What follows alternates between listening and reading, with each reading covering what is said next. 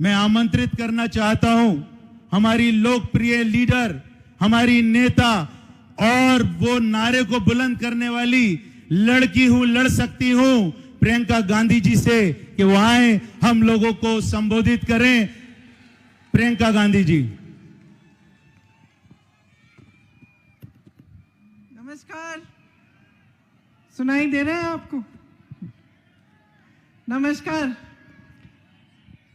काजी निजामुद्दीन जी, सुखविंदर डानी जी, श्री राजेश लिलोटिया जी, श्री जगत सिंह जी, श्री सुभाष चोपड़ा जी, श्री राजेंद्र पाल गौतम जी,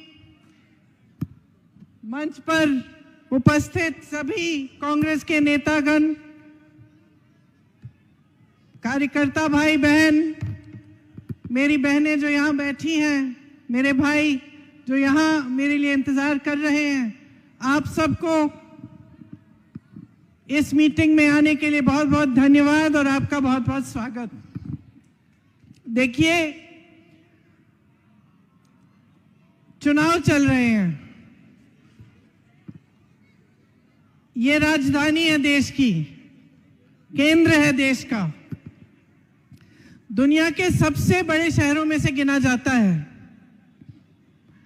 हर प्रदेश से पलायन करके यहाँ लोग आते हैं।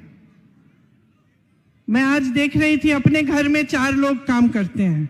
एक इटावा के हैं, एक मध्य प्रदेश के हैं, एक गढ़वाली हैं, एक तमिलनाडु की हैं। तो मेरे ही एक घर में 4 जने हैं जो दूर से पलायन करके यहाँ दिल्ली आए हैं, इस आशा को लेकर, इस उम्मीद को लेकर कि उनका भविष्य बनेगा। और उसी तरह से लाखों लोग यहाँ आए अलग अलग शहरों से, ये उम्मीद लेकर कि यहाँ हमें रोजगार मिलेगा, हमें मौका मिलेगा कि हम अपनी जिंदगी को मजबूत बनाएं। और जो यहाँ के सदियों से जो यहाँ के परिवार हैं, जो दिल्ली वाले हैं, जो दिल्ली में रह रहे हैं, उन्होंने दिल्ली का इतिहास देखा, ये देखा कि सदियों से ये देश का केंद्र रहा है, देश की राजधानी रही है। तो आपने इस देश के लिए एक तरह से एक मिसाल बने आप। ये शहर एक मिसाल बना।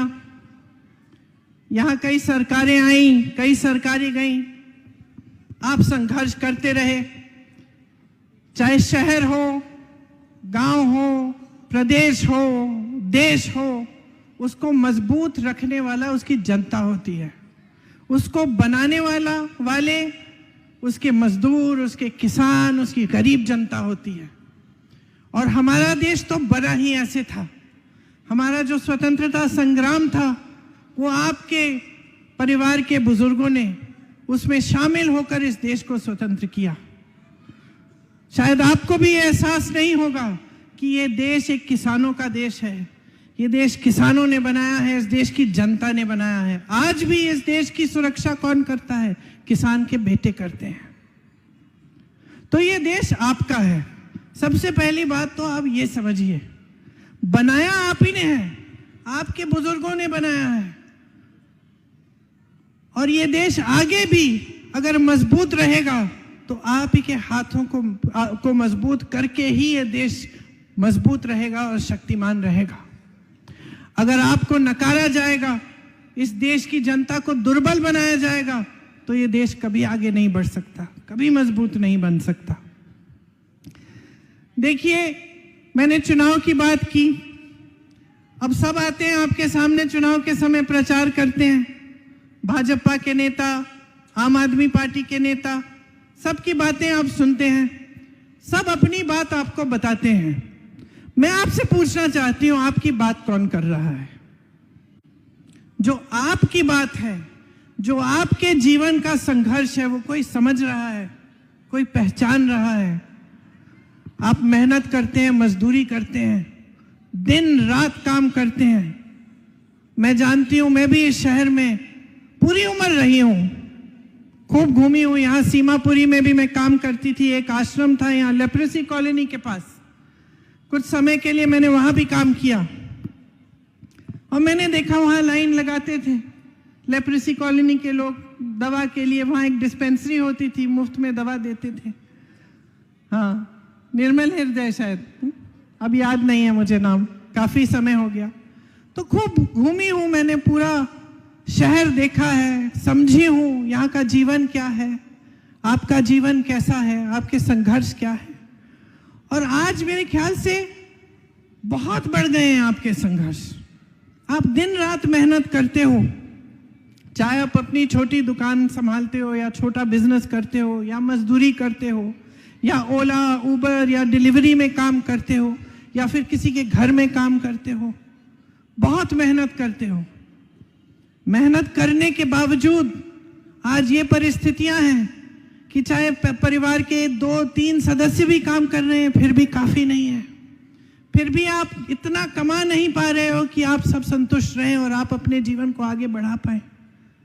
हर चीज़ पर जीएसटी डाल रखी है सरकार ने, हर चीज़ महंगी हो गई है। मेरी बहनें, बच्चे सुबह उठते हैं, आप स्कूल के लिए तैयार करती हो, जो वर्दी पहन रहे हैं उस पे जीएसटी है, मोजे पहन रहे हैं उस पे जीएसटी है, जूते पहना रही हैं उस पे जीएसटी है, ये शॉल आप पहनी है इस पे जीएसटी है, आपकी साड़ी पे जीएसटी है, आपकी बिंदी पे जीएसटी है। आप बच्चे को स्कूल भेजते हैं, फीस भरना मुश्किल हो गया है, पुस्तकों पे जीएसटी है, पेंसिल पे, पेन पे जीएसटी है। तो हर तरफ से महंगाई महंगाई दिख रही है आपको। पेट्रोल डीजल महंगा, सब कुछ महंगा हो गया है।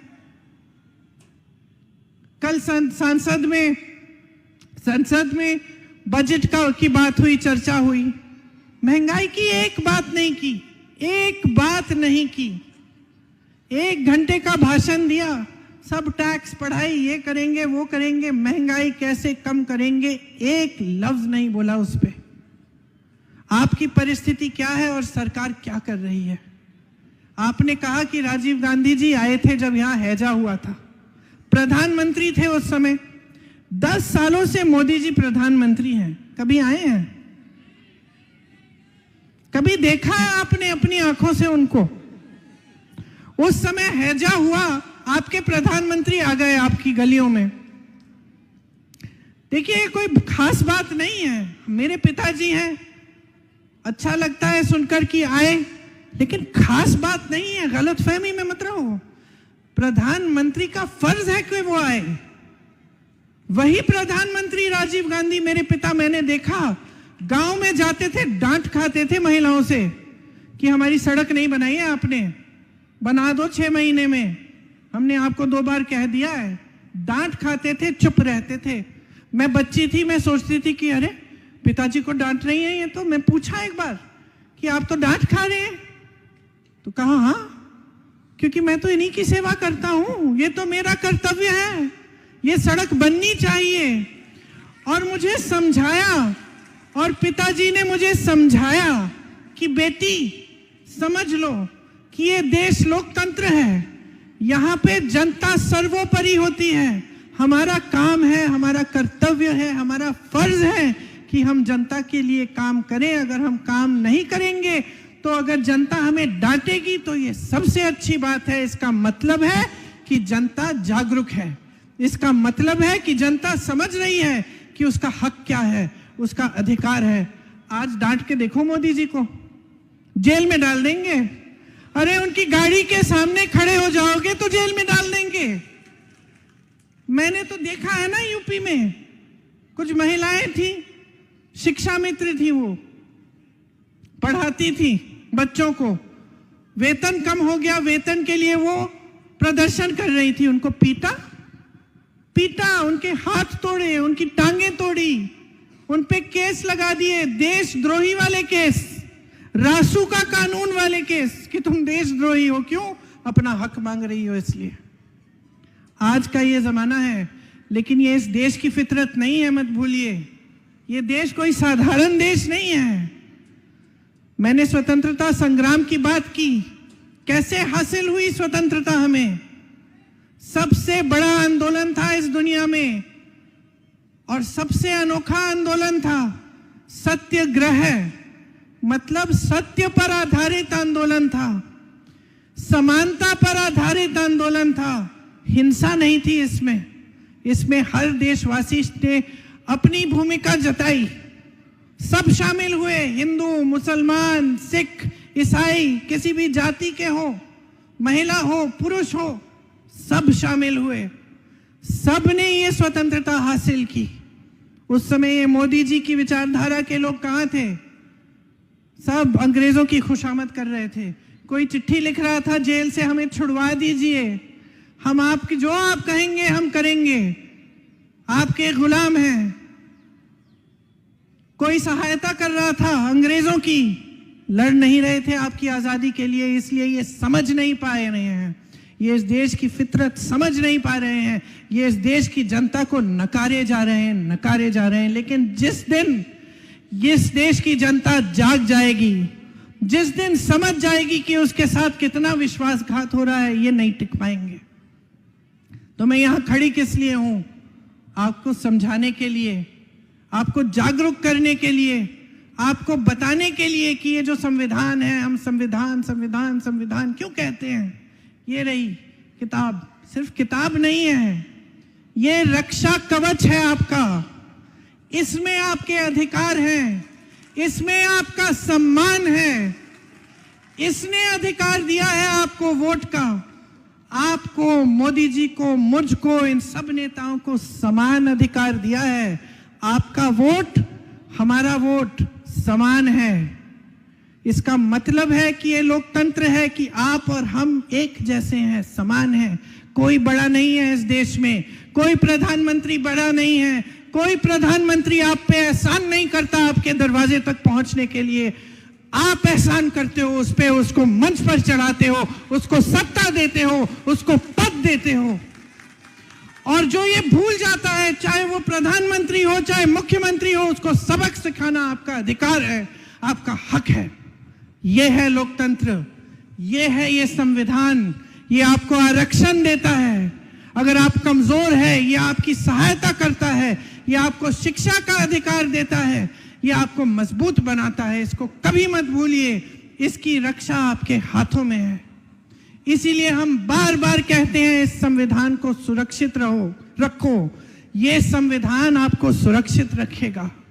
लेकिन आज परिस्थितियां ये हैं कि आप सुरक्षित नहीं हैं। ये मेरी बहनें जो जॉब के लिए जाती हैं, घर से बाहर जाती हैं, शाम को घर आने के लिए डरती हैं, घबराती हैं। अपराध बढ़ गए हैं, बेरोजगारी बढ़ गई है। मेहनत कितनी भी करो, काफी क्यों नहीं हो रहा है। महंगाई बढ़ती चली जा रही है। इससे समाज में आक्रोश बढ़ता चला जा रहा है, नाराजगी बढ़ती चली जा रही है, अपराध बढ़ रहे हैं, लेकिन कोई सुनवाई ही नहीं है। आप ये उम्मीद भी नहीं कर सकते, अरे प्रधानमंत्री दरवाजे तक आएगा, ये तो छोड़िए, आपकी तरफ नजर भी नहीं डालते हैं। बड़े बड़े वादे किए केजरीवाल जी ने। इनकी राजनीति कहां से उभरी, ये सोचिए।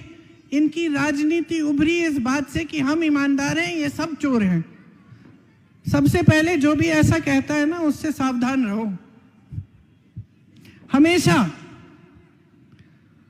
देखो क्या हुआ, ईमानदारी के आधार पर आए, उभरे, सबको बोला कि हम ईमानदार हैं। फिर क्या हुआ, शराब का घोटाला हुआ, सबको समझ में आ गई बातें।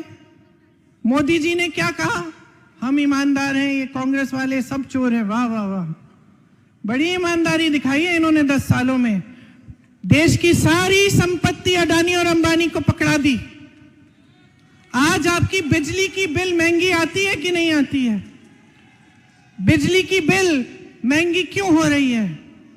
क्योंकि सारी बिजली इस देश के अडानी जी के हाथों में है।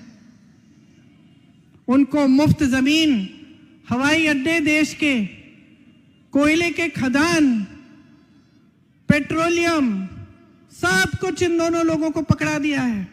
जहां से आपको रोजगार मिलता था, जहां से स्थायी नौकरी मिलती थी, पेंशन मिलता था पुराना, सब खत्म कर दिया, सब इनको पकड़ा दिया।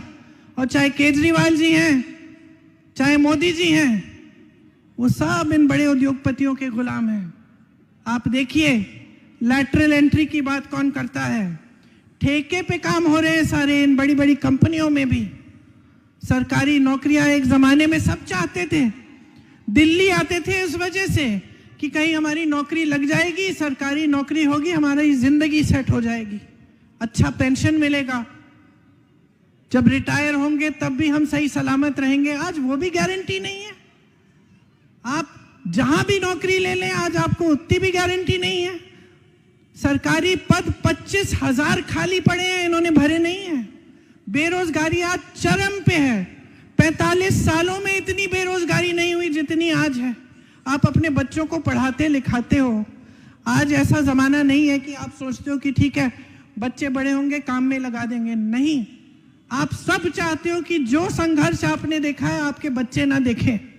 आप सब चाहते हो कि आपके बच्चे बड़े होंगे, अच्छी नौकरी मिलेगी, अच्छा रोजगार मिलेगा, कोई अच्छा कारोबार करेंगे और फिर आपकी भी देखभाल करेंगे।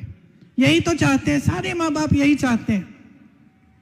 लेकिन आज आप ये भी नहीं कह सकते अपने बच्चों को कि भाई हम पढ़ाएंगे लिखाएंगे, तुम डिग्री लेके आओगे तुम्हें रोजगार मिल जाएगा बेटे।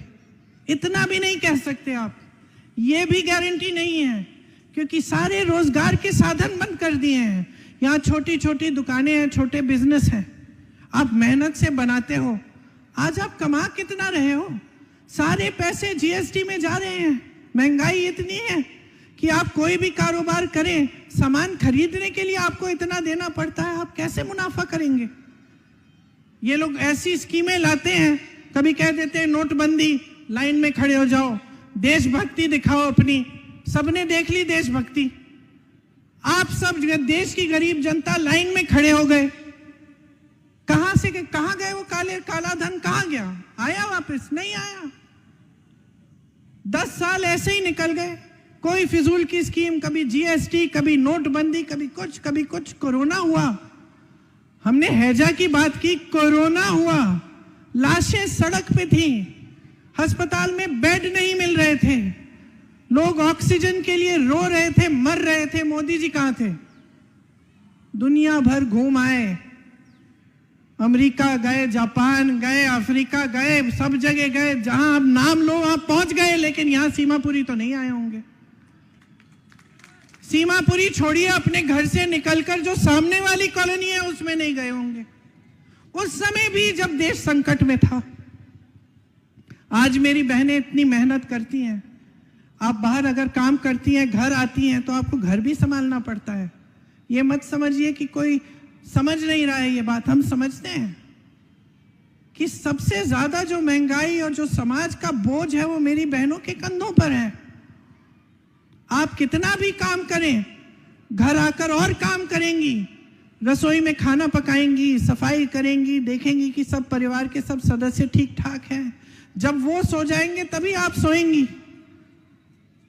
ये हर परिवार में ऐसा ही है। ये हमारा समाज ऐसा है कि हम बोझ उठाते हैं, लेकिन कौन समझ रहा है आपका बोझ, आपका दर्द? कौन समझ रहा है कि आप कुछ भी करें, किस तरह से अपने बच्चे को पालते हैं? बच्चा बीमार पड़ता है, हॉस्पिटल ले जाना पड़ता है, घबराहट होती है। प्राइवेट में ले जाएंगे, इतने पैसे लगेंगे, आएंगे कहां से? सरकारी अस्पताल में लाइन में खड़े रहेंगे, कुछ मिलेगा नहीं। त्योहार आता है, घबराहट होती है, घर में लिपाई पुताई करनी है, मेहमान आएंगे, क्या मुंह दिखाएंगे? कुछ तो बनाना पड़ेगा, पैसे इकट्ठे करो उसके लिए।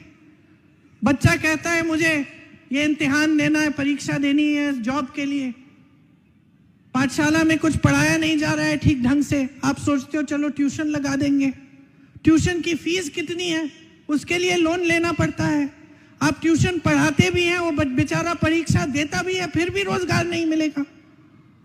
आपको लोन लेना पड़ता है, वहां अडानी अंबानी जैसे बड़े उद्योगपतियों को मुफ्त मिल रहे हैं लोन, उनके लोन माफ हो रहे हैं, और आप इस खाई में डूबे हुए हैं। आपके लिए कोई मदद नहीं है, कोई सहायता नहीं है। आज आपके बच्चों की भी महत्वाकांक्षाएं अलग हैं।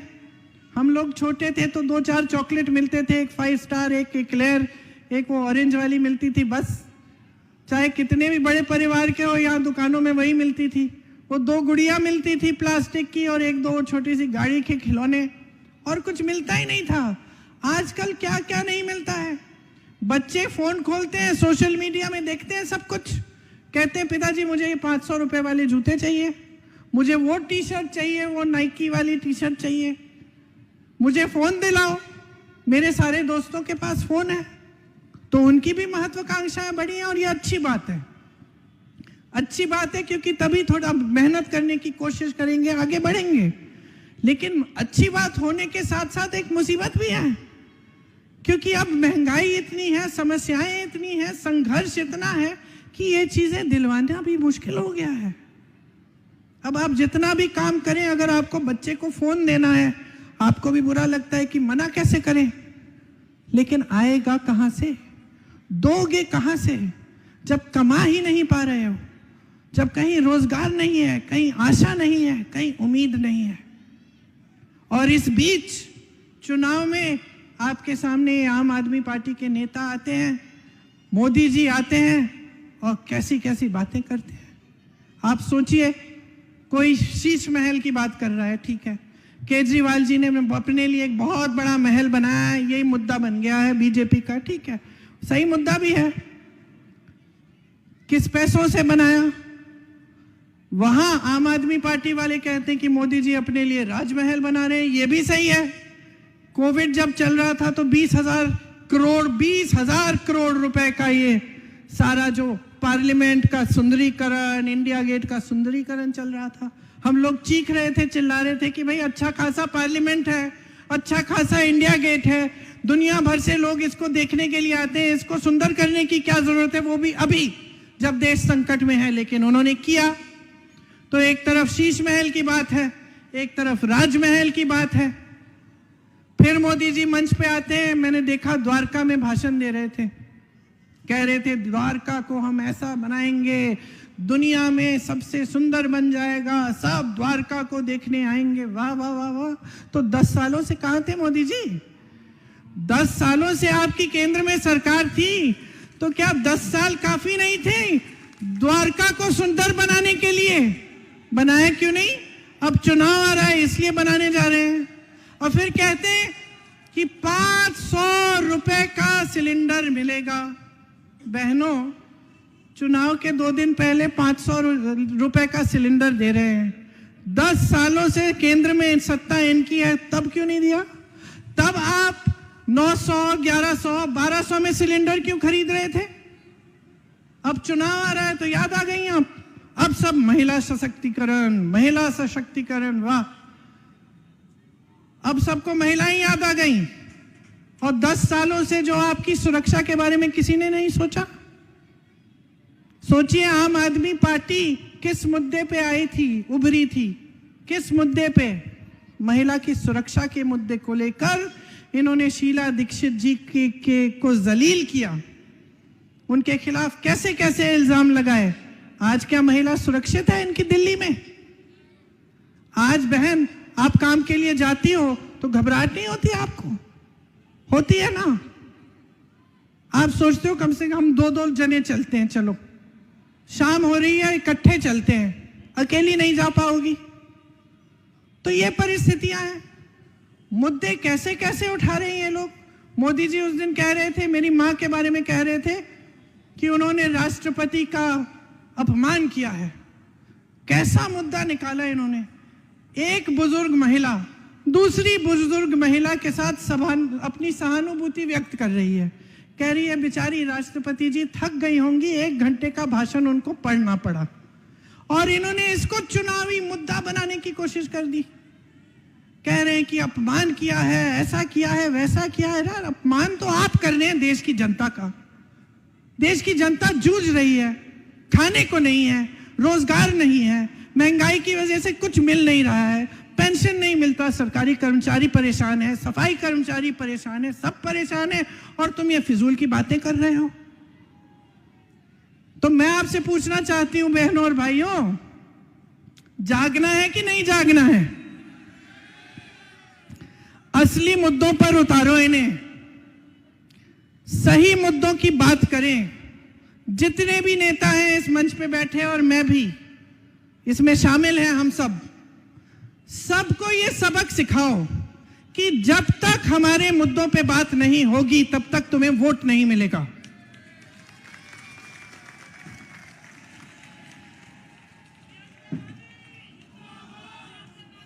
जागरूक बनो, जागरूक बनो, हल्के में मत लो ये बातें।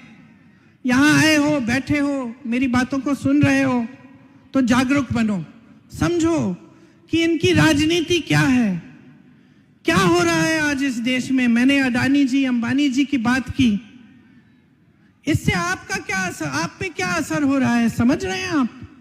जब देश की संपत्ति सारी 2-3 बड़े बड़े उद्योगपतियों को दी जा रही है तो किसकी संपत्ति है? मोदी जी की है?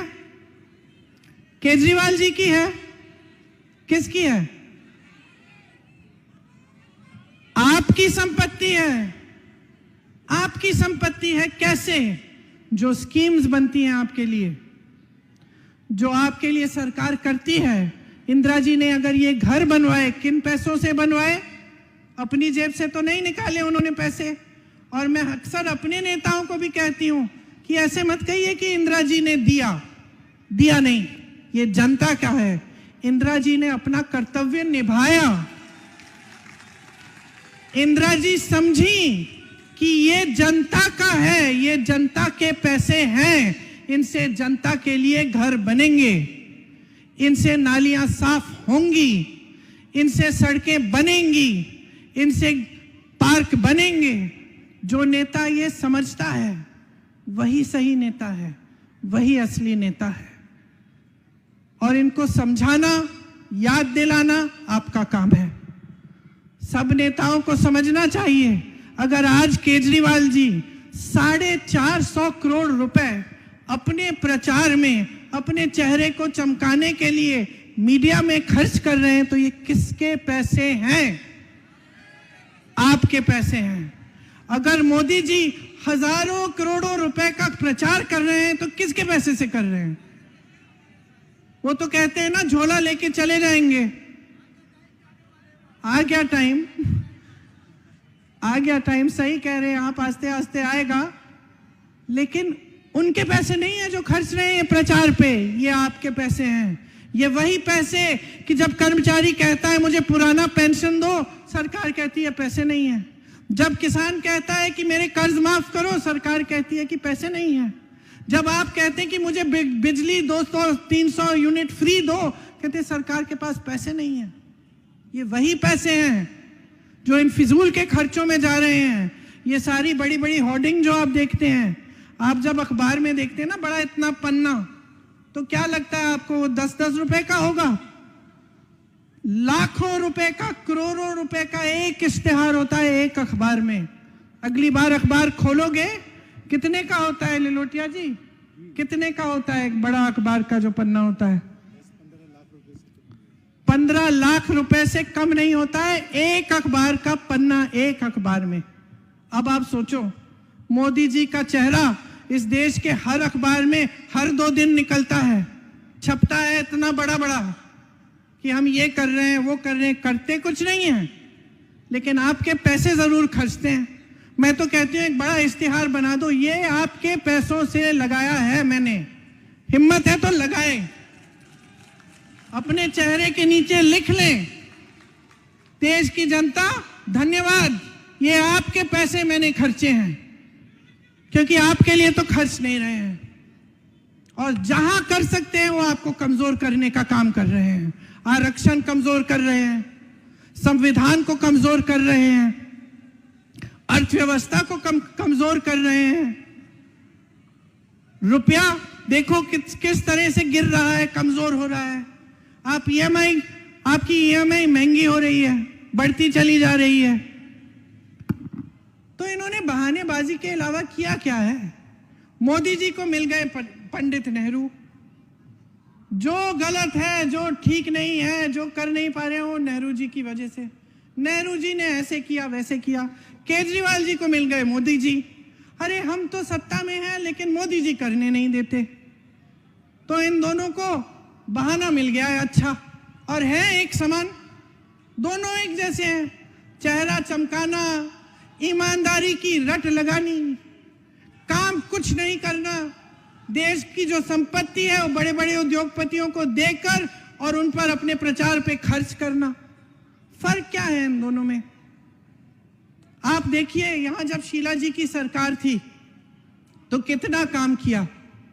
यहाँ की सड़कें बनाई, फ्लाईओवर बनाए, सिग्नेचर ब्रिज बनाया, बसों में सीएनजी डाली। आज कितना प्रदूषण है। आज बच्चे तमाम नेबुलाइजर ले रहे हैं, सांस नहीं ले पा रहे हैं, स्कूल बंद हो जाते हैं। हमारे ज़माने में स्कूल जब बंद होता था तो छुट्टी मनाते थे। अब तो प्रदूषण की वजह से हर जैसे ही सर्दियां आती हैं स्कूल बंद। प्रदूषण इतना बढ़ गया है, सांस कोई नहीं ले पा रहा है। शीला जी ने सीएनजी की बसें लगवाई, अंडरपास बनवाए, ये जितने बड़े मॉल देख रहे हैं इनकी नींव उन्होंने डलवाई, बिजनेस के कॉम्प्लेक्स बनवाए, नया सचिवालय बनाया, नए सरकारी आवास दिलवाए, मजबूत इंफ्रास्ट्रक्चर बनाया, सुअर की सफाई कराई, पानी दिलवाया, कॉलोनियों का नियमितीकरण किया, देश का सर्वश्रेष्ठ मेट्रो दिल्ली में बनाया, नींव डाली। आज मोदी जी और केजरीवाल जी उसमें बैठ के मजा ले रहे हैं और मोदी जी कह रहे हैं कि मैंने बनाई किसने थी? शीला दीक्षित जी ने।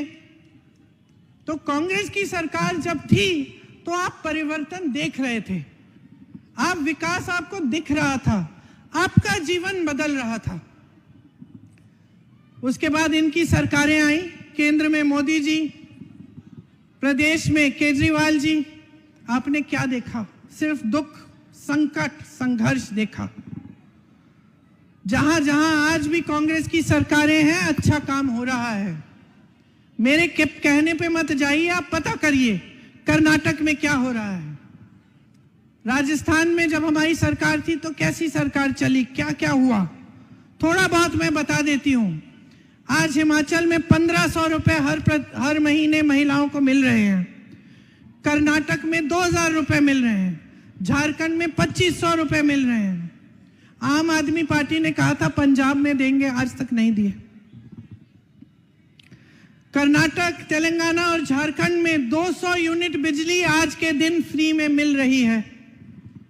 महिलाओं की बस यात्रा पूरे प्रदेश में मुफ्त में हो रही है। कर्नाटक में,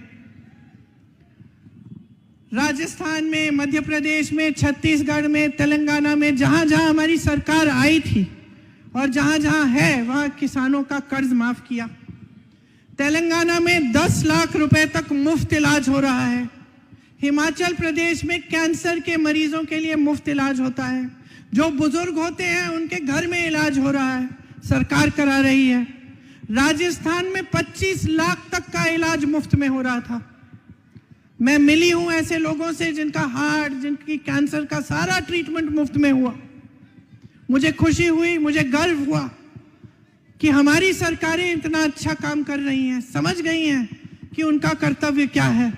राजस्थान में पहली बार जो ओला, उबर जैसे जो काम करते हैं डिलीवरी वाले, उनके लिए एक खास बिल, एक खास विधायक लाए। तेलंगाना में 10 लाख रुपए का बीमा मिलता है डिलीवरी वालों को। कर्नाटक में 4 लाख का बीमा मिलता है। गैस सिलेंडर 500 रुपए में फ्री में, 500 रुपए में तेलंगाना में मिल रहा है आज के दिन। हिमाचल, राजस्थान और छत्तीसगढ़ में पुराना पेंशन लागू है आज के दिन।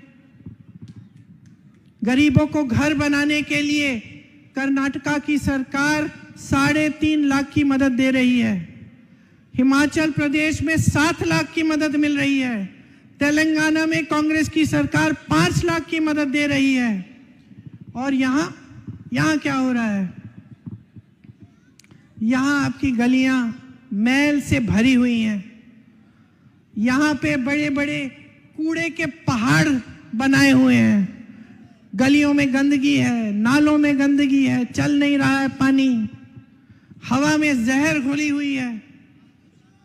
ट्रैफिक इतना है कि यहां से वहां जाना मुश्किल है, कहीं गाड़ी लग जाएगी, लोग नाराज हैं, परेशान हैं, लड़ाई करेंगे, लड़ पड़ेंगे आपसे। हर तरफ संकट है। बाहरी दिल्ली की तो ये हालत बना दी है कि कोई पूछता ही नहीं है कि क्या हो रहा है, कोई विकास का काम नहीं हो रहा है। और एक खेल चल रहा है इन नेताओं के बीच में, मोदी जी और केजरीवाल के बीच में। मैं अच्छा, तू बुरा, मैं ईमानदार, तू चोर। और इसी खेल में आपका ध्यान भटकाना चाहते हैं। आपकी जो बातें हैं, आपकी जो ज़रूरतें हैं, आपकी जो परेशानियां हैं, आपकी जो समस्याएं हैं, उनके बारे में कोई बात नहीं कर रहा है।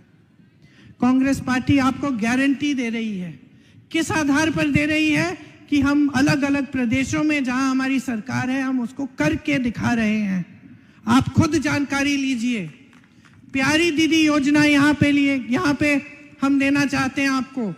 महिलाओं को हर महीने 2500 रुपए देंगे। जीवन रक्षा योजना 25 लाख तक मुफ्त इलाज होगा, जैसे राजस्थान में कराया था। युवा उड़ान योजना, जिसमें युवाओं के लिए एक अप्रेंटिसशिप की स्कीम आएगी। 1 साल के लिए आप अपने हुनर को बनाएंगे, आपको सिखाया जाएगा, आपको जॉब में लगाया जाएगा।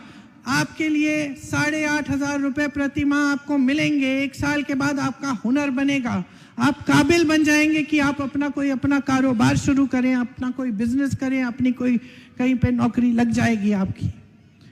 300 यूनिट बिजली मुफ्त में मिलेगी। महंगाई से मुक्ति योजना में 500 का आपको सिलेंडर मिलेगा और राशन का किट आपको मुफ्त में मिलेगा। और खास पूर्वांचलियों के लिए एक खास बजट बनेगी जिसमें आपके लिए खास योजनाएं लाएंगे। तो ये सब हम करना चाहते हैं और हम अन्य प्रदेशों में करके दिखा रहे हैं। मैं सिर्फ आपको जागरूक करने के लिए आई हूं। यहां आपने नाम लिया संतोष कोली जी का, आज हम उनको श्रद्धांजलि दे रहे हैं। एक युवा महिला थी, संघर्ष किया, लड़ी, आपके लिए लड़ी। इसी तरह से आप इनसे सीखो और अपने लिए लड़ना सीखो। और सबसे बड़ी चीज इस लड़ाई में क्या है? आपकी जागरूकता है। इस लोकतंत्र को क्या बचाएगा? आपकी जागरूकता बचाएगी। आप मजबूत बनोगे, जानकारी लोगे, सवाल उठाओगे, प्रश्न करोगे नेताओं से, तभी ये देश मजबूत रहेगा, तभी ये देश बुलंद रहेगा। तो मैं आपसे आग्रह करने आई हूं कि 5 तारीख को चुनाव है। सबकी जानकारी लो, जागरूक बनो और ऐसे अपना वोट दो जिससे आपकी ही भलाई हो। लिलोटिया जी आपके लिए काम करेंगे, आपकी समस्याओं को समझते हैं, अपने कर्तव्य को समझते हैं, अपनी जिम्मेदारी को समझते हैं। इनके हाथ मजबूत करिए, भारी से भारी बहुमत से इनको जिताइए, कांग्रेस की सरकार दोबारा दिल्ली में लाइए ताकि आपका भविष्य बदले, आपकी दिल्ली बदले। इस दिल्ली को जिस पर हम सबको गर्व है, इस दिल्ली को आप बचाइए इन लोगों से, इस गलत राजनीति से।